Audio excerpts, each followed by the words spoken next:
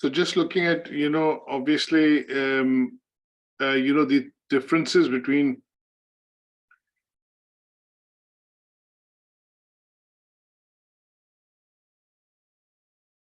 right. Just looking at, now the differences in terms of, the what is the relationship between the three different strategies, in terms of, functional strategy, corporate strategy, and then looking at business strategy. So when we look at, these three strategies, what is the relationship between the three?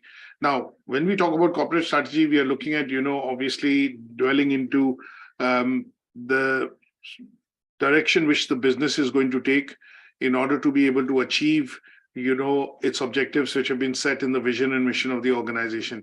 And when we look at that, what you are generally going to see is that the corporate strategy comes into action. And here, the corporate strategy would provide direction to the business strategy, and the business strategy would provide, direction to the functional strategy, which will explain how best the company employees, staff need to execute the strategy in order to achieve its objectives, which have been set by the management. Now, when we talk about this in particular, what you are going to see is a functional strategy will be an area, and they will set the goals to be delivered on a business or a, let's say, the operational level. And in this, in terms of this particular bit, what you are going to generally see is that when we talk about these three different types, you are going to essentially see that if a company or a small organization, just as an example, a corporate strategy would be, a set of strategic goals which the company wants to realize as a whole.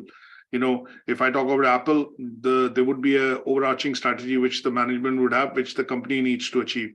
Then a business strategy would be a set of strategic goals, as I mentioned, a strategic business unit would need to achieve, or it could be a smaller subset of the business and its function that would be looking at achieving it. And a functional strategy would be looking at the goals which have been set within the strategic side of, business strategy, and how would the employees, the staff, the suppliers, the contractors be able to deliver on these business goals, and that thereby helping the company achieve the overall strategy. So when we talk about these three, they are quite closely linked, because one gives the overarching, sets the foundation. The second is allowing it to take into account and break it down to apply it at the business level, and the third tending it to be applying it at a day-to-day or at an operational level. And all these are connected in the sense, because you would not have an objective or a strategy to play into or adapt and then deliver if we did not know what the business is trying to achieve. If the business strategy is not there, we would not know what the company or the company-wide, organization-wide point of view it's trying to achieve. And in those cases, you would generally see this particular strategy, working. Now, what we also want to be looking at is a particular framework in general, which is called the Mintzberg 5 Ps of strategy. Now, when we talk about the Mintzberg 5P of strategy, we are going to be looking at understanding how the company should look at putting its strategy in place by considering its competitors, by looking at its markets at which it operates in, and how and what are the needs and demands of its customers in particular, in order to ensure that it is able to come out with products and services which are going to meet the demand and obviously help the company move forward. Now, when we talk about the Mintzberg 5 Ps of strategy, this was basically introduced by Henry Mintzberg, who was a Canadian management scientist, and he basically came across with this distinguished visions of strategy for the organization, and he called them the 5 Ps. The reason why he called them the 5 Ps, and these 5 Ps, stand for plan, ploy, pattern, position, and perspective. Now, the reason why we came out with this 5 Ps is that he was of the opinion that any company which looks at putting or deploying a particular plan or set of activities, it needs to be doing it from a point of view of ensuring that it meets these 5 Ps, which are mandatory or required for the achievement of that strategy. So he came up with these 5 P's of plan, pattern, ploy, position, and perspective. Now, in planning side, we look at essentially understanding what the plan of the company is, how it plans to deal with the situation, and what is the best alternative the company has or possible actions that it can take, which will allow it to achieve its goals and objectives. So in order to ensure that there are clear goals and they have they are not ambiguous and there is a clarity and these goals are clearly understood by the team and the people who will carry out these goals, what he suggested was that the plan needs to be quite clear and it needs to be quite, let's say, unambiguous. And that is where the P comes into place, because this requires the goals to be clearly outlined so that there are no ambiguity in terms of that being understood by the employees or the people who are going to undertake that strategy. The pattern side of things is about, what is the plan intended to achieve? What are the patterns the strategy can take? That means what are the various routes which can be taken to implement this particular plan? And on one hand, you would look at what planning can be done to achieve these results. On the other hand, you will also look at what are the other side in terms, when I say detailing of the plan that needs to be done in order to achieve it from an organizational standpoint of view. And this planning, which is done in a way wherein it allows the decision making to happen at an individual level or at the at the different levels where strategy or planning is to be deployed. And in some cases you would look at this pattern to be implemented across the organization. You would want this to be quite let's say structured, and you would want this pattern to be followed through in terms of making sure that most of the things which are being done are done in that fashion. Then we look at position. So when we look at position, we are going to look at the position of the organization in the market. What is the what are the factors which are internally or externally affecting the organization? And what you are also going to be looking at is how these factors contribute to providing or maybe in some cases provide an advantage, and in some cases disadvantage the company's position in the market. And that is what is going to be the requirement for position. We talk about then perspective. When we talk about perspective, what we are looking at is we are looking at what position the company has chosen. What is the overall perspective that the company would want to have on the position which it is trying to achieve in the market. So in this case, you're going to be looking at target audiences. You're looking at understanding who are the people that it is going to, sell or position this product towards. And in some cases, the company will also look at the different perspectives in terms of resources, information, competition, and then look at making choices in order to, have a perspective in terms of what's its position in the market. And when we lastly talk about ploy is basically a strategic choice which the company is going to make.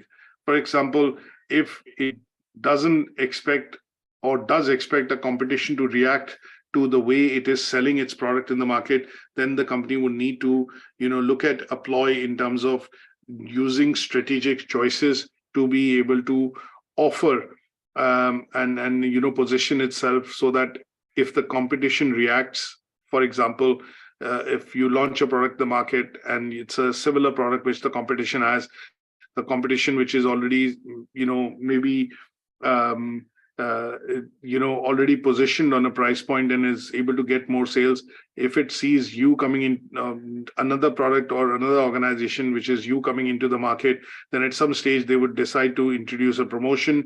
They might want to, introduce a certain amount of promotional offer, and that would be a ploy to basically pose threat to your positioning. And in this case, you would see the company has to come up with a strategy wherein it uses choices or provides choices to consumers to be able to choose its product over its competitor.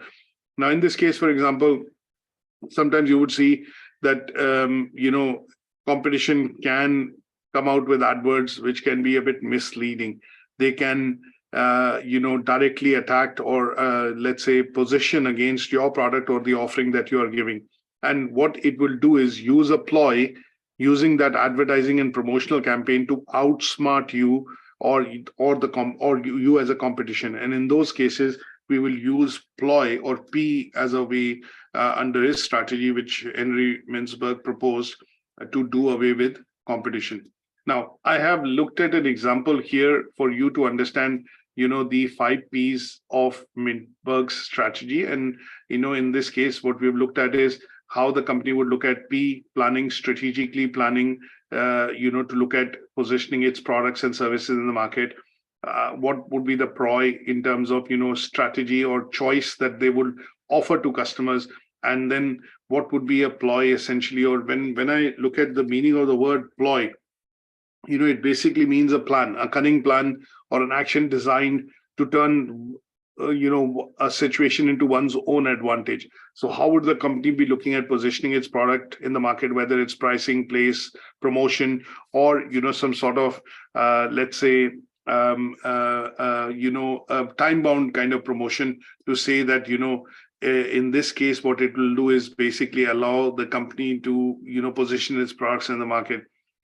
Now, this particular example helps you understand, the Mintzberg 5 strategy model. And that is what we need to cover, in the first assessment criteria, by explaining the relationship between, corporate, business, and functional strategy, and also look at applying the Mintzberg 5P model to show that relationship.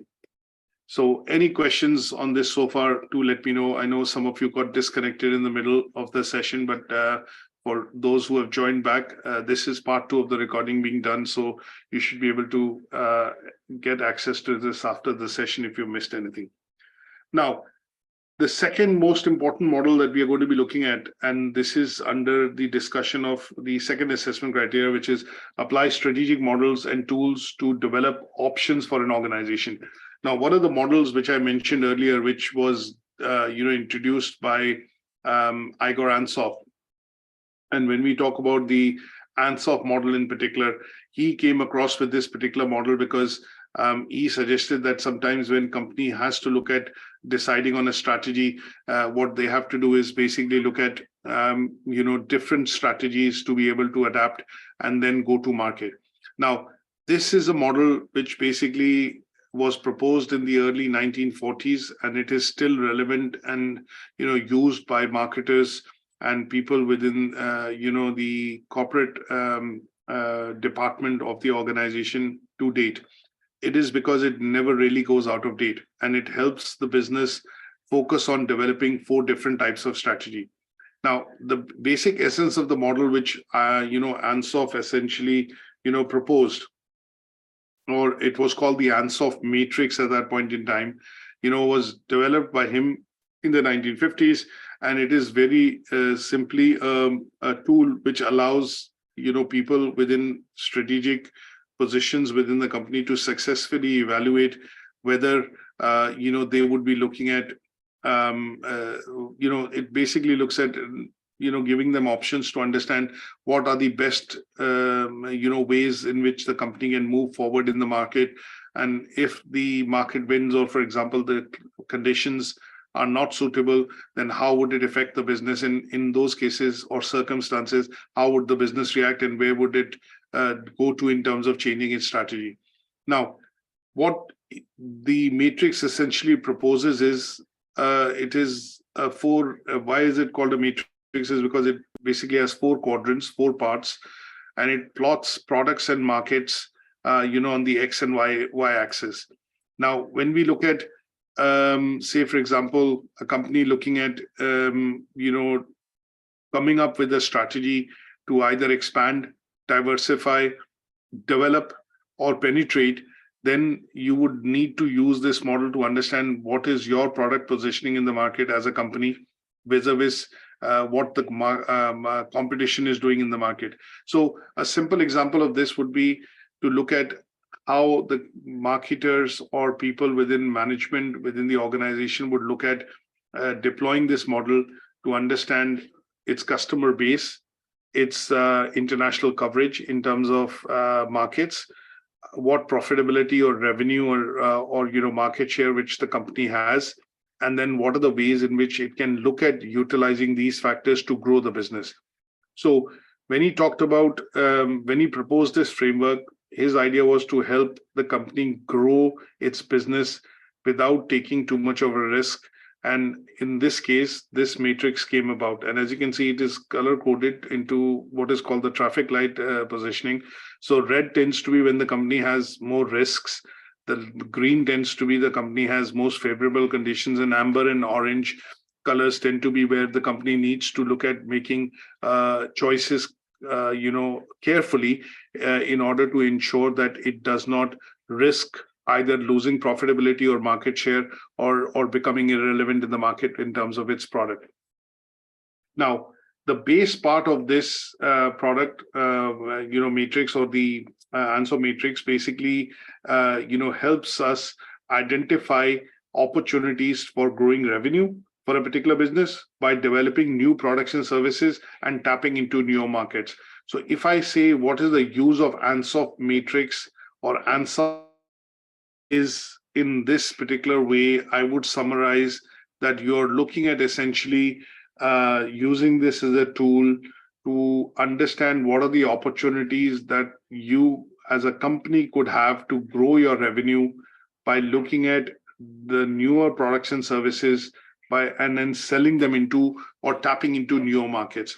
So the product side of things vis-a-vis market side of things is what the matrix essentially proposes. Now, in order to understand this, let's look at an example of Coca-Cola. And when you look at an example of Coca-Cola, or for example, Apple, and I've taken, IKEA and Samsung, 4 different companies, and I've looked at explaining each individual quadrant of the ANSOP matrix and how the company has used, this particular proposition posed by this model to identify opportunities, grow the revenue by developing new products and services, and then selling them into newer markets. Now, when I talk about Coca-Cola, now, as you know, Coca-Cola is, present pretty much in 190 countries. Now, at some stage, if we go back 20 years, 30 years back, they were looking at increasing, their product was, a soft drink, but they were looking at increasing penetration by selling their product in many, many different countries. So when I look at that in particular, you would see that they embarked on basically what is called the market penetration strategy, which was to sell the existing products into different markets. And in order to do that, what they did was they identified their positioning in terms of their product, and they also looked at whether their products were unique. And if their products were unique, they had very little competition, and this allowed them to tap into other markets by selling the existing brand or products under Coca-Cola in very, very different countries. They had to look at increasing the distribution network. They had to invest more in marketing, and obviously look at increasing production or capacity to be able to cater to that demand in different countries. When you look at bringing Pepsi into play, when we do our discussion, you would look at that this would pose competition. But because Pepsi and Coca-Cola were the 2 major brands looking at selling soft drinks with their own advantages and differences in terms of the product proposition, it allowed them to increase their reach by going into newer markets. Now, when we look at product development, which is one of the second quadrants in the ANSOP matrix. So you look at market penetration, example of Coca-Cola. When I look at product development, example of Apple in this case. Apple as a company is an innovative company which brings out new products. And the core philosophy of the company is to primarily look at bringing out products which meets the needs and demands of customers. Now, when Apple looks at introducing new products, they invest heavily in research and development, and they come out with innovative products. And over the years, we've seen that a number of times from this company. Now, in this case, they focus their strategy on developing a product which is very unique and has very little competition in the market. And this allows them to take the market or, move the market towards themselves. So when they introduce the iPhone, when they introduce the iPad, when they introduce the iWatch, you would generally see that these products had no competition whatsoever, or very little, minimal competition in the market. And this allowed them to get the market by introducing newer and more iconic products which others or competition does not have. So they have products which they've introduced in terms of consumption, meeting the customer's demand, and they look at creating demand for customers. Now, before iPhone arrived, we never thought that the phone could do multiple functions at the same point in time. That means you have a call coming, but you could receive that call. You could also take a photograph. You could also send an email. And these were things which were not even customers were aware of. We never could dream that this could have been possible. So when they invest heavily on R&D and they create new products, they move the market by introducing newer products in the market. And this allows them to take the market towards themselves. So an example of product development would be Apple. You would see product development happening in all sectors, motor vehicles, you look at construction, you look at, for example, if I take an example of Dubai, for example, you would see this city has, done a lot of development. And in terms, when I say product development, because infrastructure, you look at tourism development, you look at, that today it has become one of the centers of all activities happening in the Middle East. So whether it's in attracting investment, whether it's looking at attracting development, infrastructure development, financial development, all is happening is because they have realized that in order to, when I say they, I mean the sheikh or the government has realized that their oil reserves are depleting. In order to stay relevant in the market, they need to look at bringing other facets into the economy. And what they've done is they have developed a strategy to look at inviting investment into the country, to look at inviting development into the country. And this is nothing but an example of product development at the city level. Now, when we look at market development, so if I say product development, I would maybe say Dubai is an example of market development rather than product development. Because if I look at construction sector, then that would be product development. The Burj Al Arab, which is the first one which came about, the towering hotel, then Burj Al Khalifa came, now they are bringing something else. That is product development. They are developing construction in such a way that innovative products are coming, and that seems to be product development. But when I talk about market development, Dubai could be an example of a city which is market development. But let's take another example like IKEA. Now, furniture market, furniture retailing market, if you see, is a very different type of market. But IKEA came across with the concept of DIY, do it yourself. And they introduced a revolutionary approach in the furniture market by introducing products which could be assembled, put together by customers themselves. So today the company is focused on DIY products and specifically in the furniture sector. And they have basically created a market which was not in existence. Traditional furnitures and furniture retailers were essentially, making bespoke furniture and designs and then, developing it. But what IKEA has brought it into as a strategy is that they have looked at exploring the market, creating a new segment, and this basically is the DIY segment. So over the past few decades, what it has done is it has become, I think it retails its products in about 14 or 15 different countries. It has become one of the biggest furniture retailers in the world. And what it has done is it has clearly understood what are the market requirements, what are the culture in the background and the price points in a particular market, and then introduce products which are related to do it yourself. And it has driven down the prices of, furniture, drastically in some of the markets that it operates. So this is an example of market development. When we look at diversification, we see a lot of companies which basically do away with being in a particular product segment or a market because they feel the product or product segment has, faded away, or let's say the unique selling proposition in some cases has been done away with because of the competition catching up. Now, when we talk about diversification, we mean that, here the company is either looking at a method of expansion or growth within its business. And what it looks at is it looks at increasing or bringing out new products or product lines in the same market, usually in the same market or in the new market. Now, it is a strategy which is typically employed by businesses to identify newer opportunities in order to boost its profits. It's increasing its sales or revenue, and then also expanding its market share. And this particular side of strategy, which we typically look at, tends to be, the diversification strategy. Now, diversification can be horizontal diversification. It can be vertical diversification. So horizontal diversification is where the company looks at adding existing lines to newer products that will appeal its customers. So horizontal diversification example would be a notebook manufacturer enters the pen market. So you have a notepad, for example, they have you buy these notepads to take notes. And what the company would look at is, in order to attract more business, increase its revenue, it will introduce pens along with its notepad, and that would help increase its revenue. So if you're buying a notepad for £1, you might buy a notepad with a pen for £1.50, so it increases the revenue. So this would be an example of, horizontal diversification. When we talk about vertical diversification, here the company is looking at moving up or moving down the supply chain by combining two or more stages of production, normally which would be outsourced to a separate company. So an example of vertical diversification would be that when a company, for example, like soft drink manufacturer looks at, if I talk about Coca-Cola, sorry, in this case, the manufacturer would look at getting into the manufacturing of Coke cans as well, which is the cans essentially, which they would essentially outsource, or bottling side of things, which it will outsource to another manufacturer.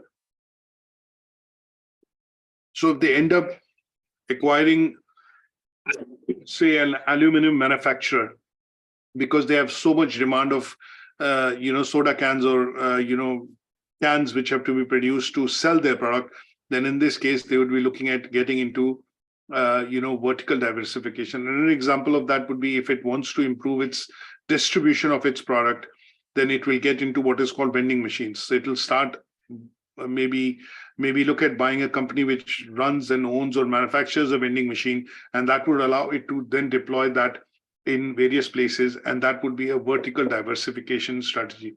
Samsung is a good example for this, is because when you look at RAMs, chips, processors, Samsung has gone into diversification strategy because it sees processors, RAMs, and chips, memory chips being used in all different products, whether it's washing machines, phones, laptops, PCs, and that is where it has done diversification over the years in order to increase its revenue and increase the market share and revenue essentially in certain categories of products that it already sells. And it also allows it to sell these products to its competitors, which in a way brings in additional revenue.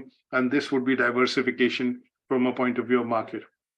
So I hope the second assessment criteria, apply strategic modeling and look at tools, how organizations would develop options, essentially is clear by using the ATHE matrix for this particular, and looking at these 4 examples for discussion. Now, the last one that we are talking about is we need to evaluate strategic options of an organization. When we talk about strategic options, what is the option I have? What is the choice I have? In those cases, we talk about strategic options. Now, strategic options are basically nothing but, what are the possibilities that the organization have in terms of, going forward. When you see competition cropping in, when Me Too products come in, when pricing does not differentiate your product, the features do not differentiate your product, then in those cases, management looks at asking a question that, what are my options? What are the options the company has? And in those cases, you look at diving into some of the models that we've discussed to talk about these areas that the company would be getting into. So when we look at how do we compete, we look at the Porter's 5 forces model.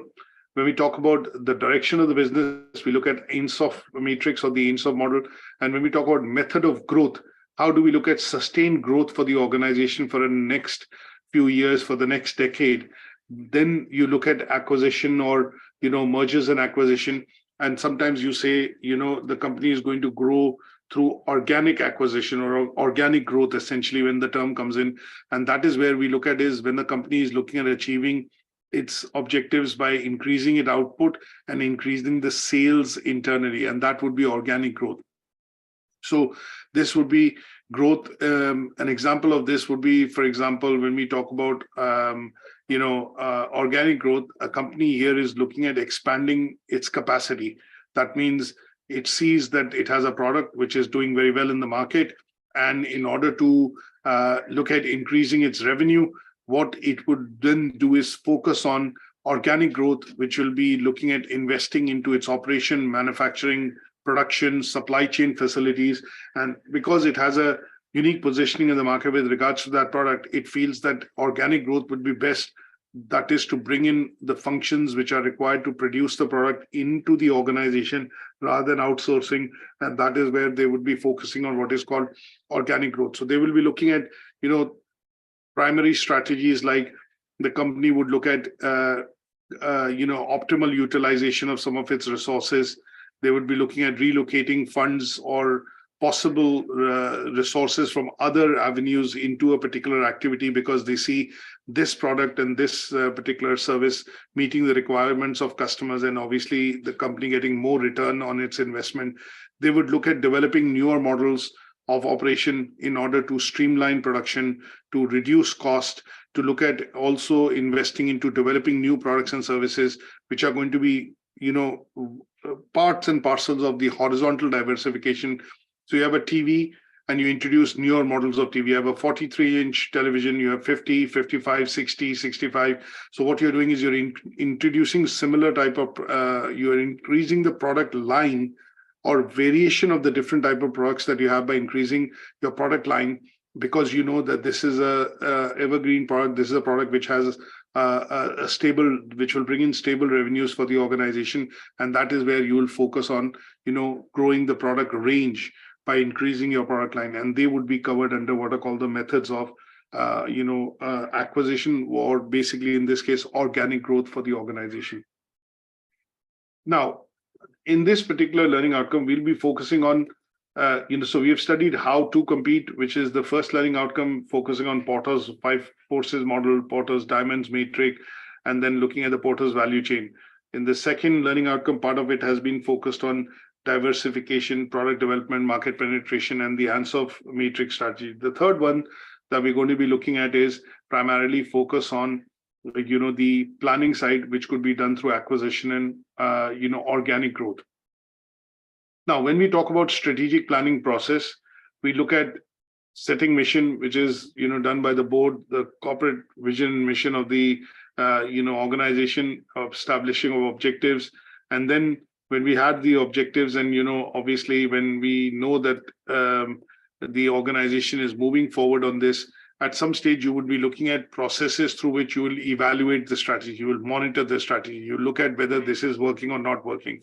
So review, control, and monitoring process of it starts to set in. And that would be done by looking at, a strategic planning framework. So the third learning outcome, third assessment criteria in this learning outcome focuses on evaluating strategic options. So how would you do that? By looking at the, adapted strategic planning framework. Now, this framework, as you can see, talks about companies' vision and strategy to be market-driven, customer-focused, and obviously, looking at taking into demands and requirements from all sides, whether it's competition, internal strengths and weaknesses, external factors which can affect the competition, market requirements, customers' requirement and expectation, and then competitors' strategy to understand how the market would be moving. Now, this particular model, along with the balance scorecard and the cause and effect diagram, which is the fishbone diagram, are models that we need to be aware of when we talk about the strategic planning or options that we talk about from a company's perspective. So there are some handouts that I'm going to share with you. And theoretically, what you need to do is obviously understand these handouts, understand these models by reading through these handouts, which will be available on Moodle. I won't go into detail because each of these, would be effectively, quite detailed. And here is where what I would do is explain them through the use of examples in terms of why do we need this. Now, some concepts like, cause and effect diagram typically tends to be a quality-driven tool, which is an adaptation from the Six Sigma, an approach which primarily General Electric, an American company, which had taken in the early or in the 1950s. And you would generally see that they use this tool to basically determine what are the key processes in terms of inputs and how would this, help them prioritize on the outputs that they're going to get and these outputs are going to be related to meeting the customer requirements at that instant. So essentially, when we look at this particular bit is used as an important model in Six Sigma to primarily understand by drawing out the cause and effect of a particular decision, on a graphical tool. And that is where it is also termed as the Ishikawa model or the fishbone diagram, because it was obviously introduced by Ishikawa, and that is under after his name, it is also called the Ishikawa diagram.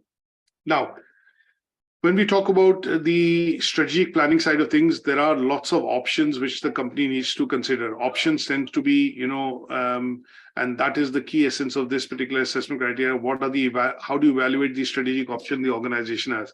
Now, in this case, what I would want to do is take an example of EasyJet or Ryanair, which have come into the market by introducing what is called a no-fill product, low fares, from the airline industry. And we see examples of these kind of airlines now pretty much prevalent in all geographies or all places. So you have airlines like AirAsia in Asia, you have Ryanair, EasyJet, Flybe in Europe, you have similar versions of these airlines in the US as well. Now, why have these main airlines looked at introducing a no-frill or a cheaper option for meeting the demands of customers? Is because the customer is asking for options. They're asking for no-frill airlines. They're asking for airlines wherein they are not, what are called traditional flights, or when we look at shorter destinations or short-term flights, that is where there is a need for these no-frill options to be made available. Long-haul flights typically operated by major operators like Singapore Airlines, Qatar Airways. You look at Emirates. You look at Delta, you look at British Airways, you look at Lufthansa. They are still continuing to be in the market. But when we look at travel within cities and within countries, within Europe, within Asia, within bigger countries like India and China, wherein air travel is becoming quite popular and cheaper and affordable, is because of the no-frill airlines. So here the customer is asking for options, and that is where the companies who are in this particular sector are providing these options. So they have considered coming out with these options by looking into what is their position. Is there any competition in the market? They're looking at what customer is asking for in terms of choices, and is there a way that they can implement and meet the requirements of the customers by introducing, no-frill, low fare airline, and that is what has happened in order to promote the development of airfare, travel in some of these regional locations.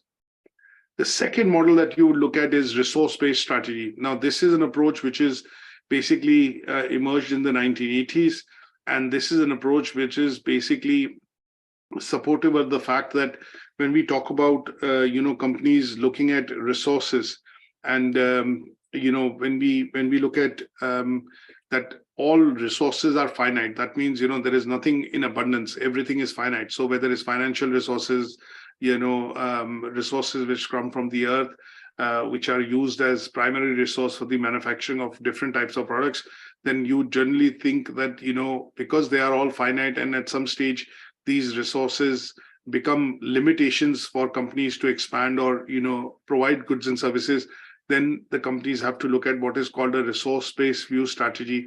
And this is what has emerged, during the 1980s.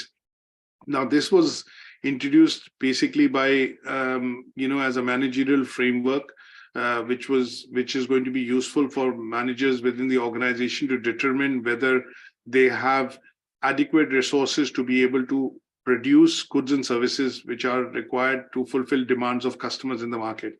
So, and with these resources, use of these resources provide a competitive advantage to the company in producing these goods and services. Now, when we look at resources, there are lot of let's say substitute products which have also come out in the market. And when we talk about substitute products, we do see that there are options being introduced by companies which are going to be Me Too products and products which are going to be cheaper. So in this case, the company would need to evaluate, does it need to produce products of such high quality, or such, let's say, does the product have demand, and does it command that price premium at which it can continue to sell?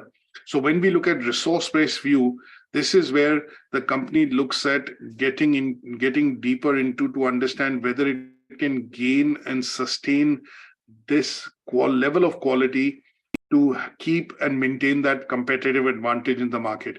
And this product, this concept was introduced by, Prahlad and Hemel, and then they did a lot of research by coming out and, published this research in a book called The Core Competence of Cooperation.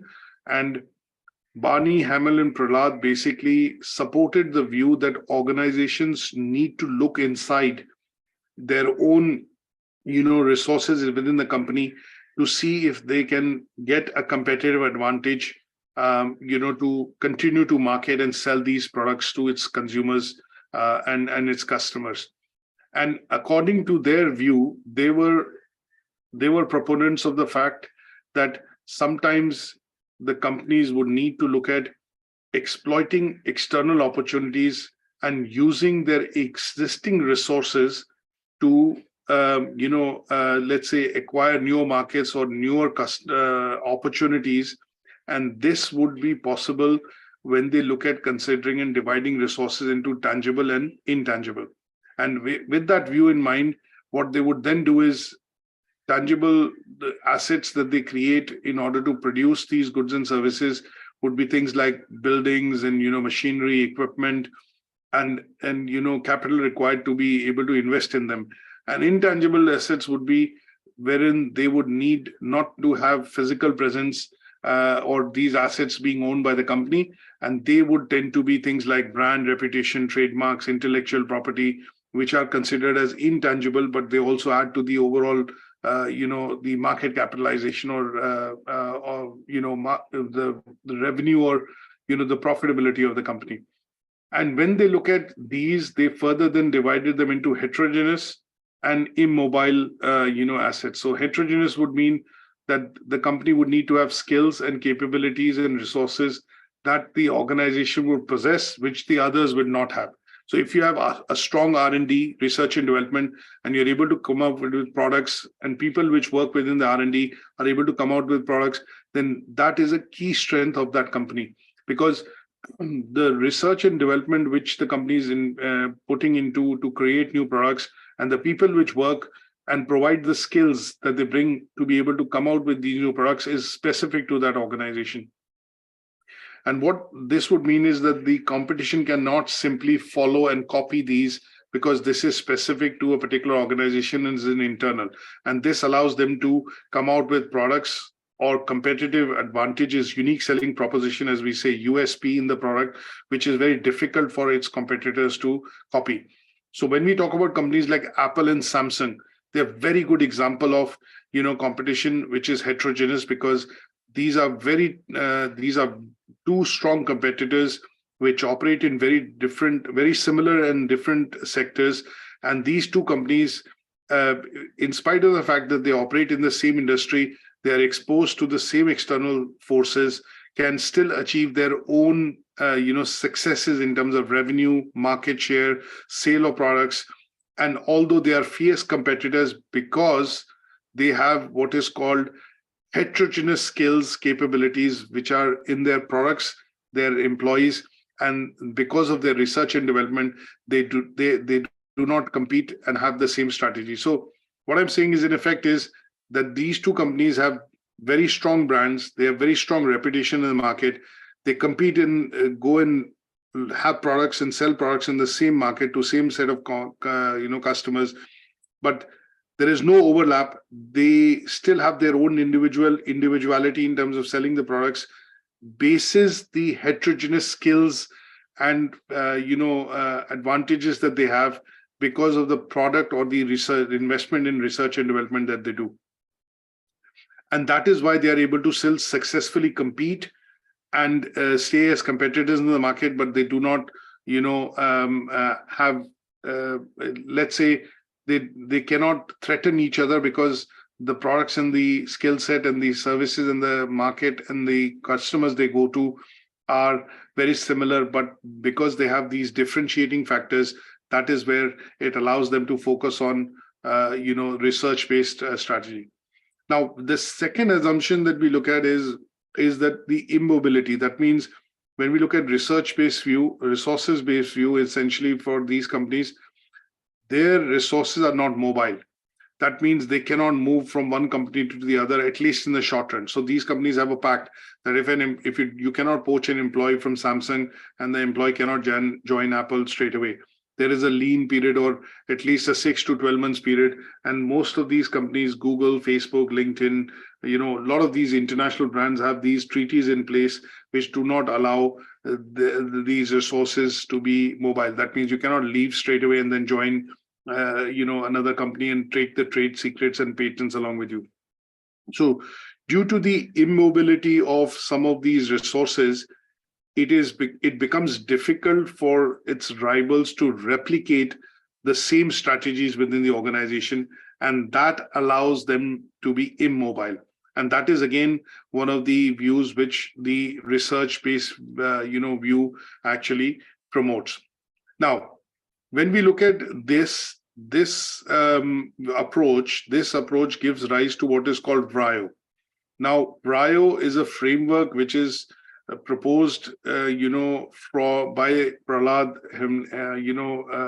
Hemel, and the third person which worked on this particular strategy, which is Barney, and they came across with a particular framework called VRIO. Now, VRIO framework essentially stands for, it's a full form for variable, rare, costly to imitate, and organized to capture value.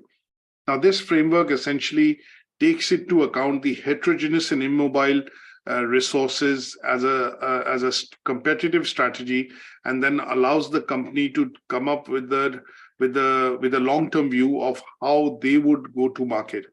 And this particular framework, which is basically taking into account the resources and capabilities, is developed more or less like a flow chart or a model, which allows the company to get clear,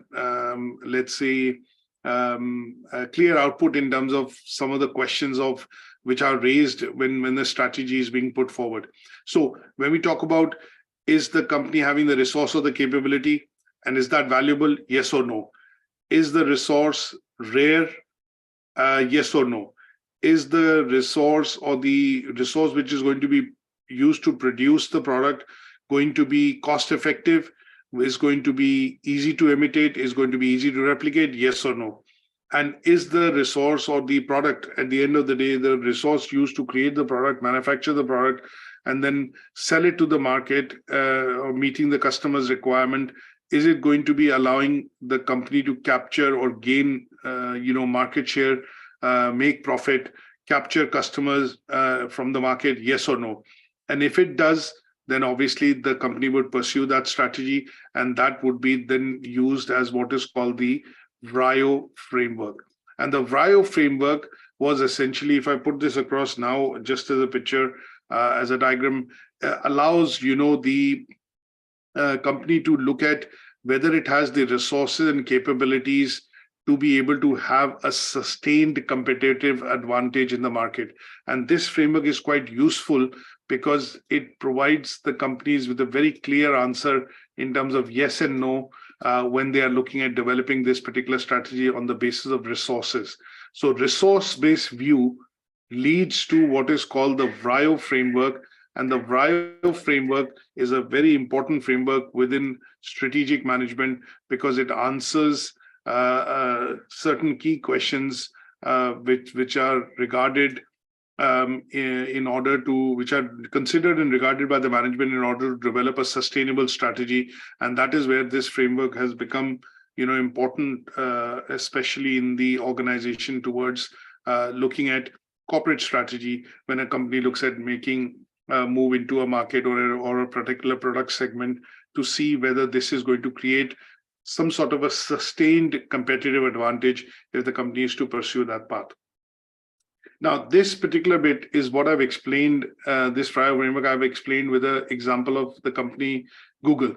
Now, Google, as you know, is a leader in, search. It is also a leader. Google is owned by Alphabet, which is the parent company, and Google as a product, as a company has various products. So it has YouTube, it has Google, it has search, it has, lots of different Google Maps, lots of different types of products. Now, whether the company decides to go into and produce these products, or invest into these products and develop these products further would be dependent on whether, the management thinks that it has the resources and it has the capabilities to be able to continue investing into these products, which will allow it to gain or retain a sustained advantage with regards to competition in the market. Now, with Google, there are other competitors. You have Yahoo, you have Bing, which is competitors for search. Then you have, different types of maps. Google Map, it has competitors because a lot of companies like Apple, have gone into maps. A lot of navigation companies, which essentially, like SatNav, and these companies have become more or less now providers to other companies and competitors about, map and mapping terrain, because maps are an integral part, when we look at smartphones. So does Google and Google's management look at these resources, continued investment in these resources, and does it feel that it will give them competitive advantage or not, is going to be decided on a VRIO strategy. And that is what has been explained in this particular example by taking Google as an example. So I hope with this, it gives you a good insight into, what we need to look at in the second learning outcome, which is looking at apprising the organization of strategic options that it can have in the market, and then thereby addressing, 3 different assessment criteria to cover this. So what I'm going to do is, towards the end of this session on Moodle, what you'll find is the recordings will be available on the YouTube channel. But apart from this, what you'll also be able to find is some small handouts of 1 or 2 pages as PDF documents on some of these key frameworks, the Ansoff matrix that we've discussed today, the Mintzberg 5P model, and then also a handout on the Ansoff matrix and the VRIO framework, which is useful. And hopefully the session that I've done today has also been useful to give you some knowledge on that. If you feel you have any questions, feel free to ask me now. But if you think of any questions later, you can drop me an email on learner work, and that would be also useful, because what I will do is then revert back to you with more information on what you're requiring, and I can also point you in the direction of the book and some of the pages or chapters that you could read in order to develop a bit more knowledge about what we've discussed today. So what I'm going to do is end the session here, and then I will catch up with you next weekend, with regards to continuing on learning outcome 3. And until then, feel free to drop me any questions on this particular email address, and the copy of this session and the presentation would be available along with some handouts on Moodle just shortly after the session is over. Thanks so much for attending, and bye for now.